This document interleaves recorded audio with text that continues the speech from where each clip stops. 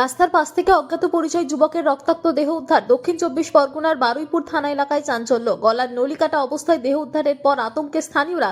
দেহের পাশে মদের বোতল পড়েছিল দাবি প্রত্যক্ষদর্শীদের। সন্ধে নামলে এলাকায় মদের আসর বসে। সমাজ বিরোধীদের আনাগোড়া বেড়ে যায় অভিযোগ স্থানীয়দের। কি কারণে খুন খতিয়ে দেখছে বারুইপুর থানার পুলিশ। এই সকালে এসে দেখছি একজন মার্ডার হয়ে পড়ে আছে, গলা কেটে একদম অল্প একটু ঝুলানো আছে, আর রাস্তার উপরেই ফেলে পড়ে আছে। আর আমাদের এখানে তো সন্ধ্যার সময়, তো সন্ধ্যার থেকে রাত 11টা 12টা অবধি মদের আসর চলে এই রাস্তায়। আর বলতে গেলেই মানে সে একদম উল্টোপাল্টা কথাবার্তা বলে, আর মদ ফদ খেয়ে আর সে মদের বোতল সব ভেঙে চুরে একদম রাস্তার উপরে ফেলে দিয়ে যায়। অনেক লোক এরকম ধান পান এরকম কাটতে গেলে বা কাটা তোলা তুলতে গেলে পার ভিতরে পড়ে গেলেই মানে পাটা কেটে এইটা আমরা তো চাই যে মদ খাওয়াটা বন্ধ হোক, বা এইখানে একটু পুলিশ এসে যদি একটু ইয়ে করে তাহলে একটু সুবিধা হয় আমাদের।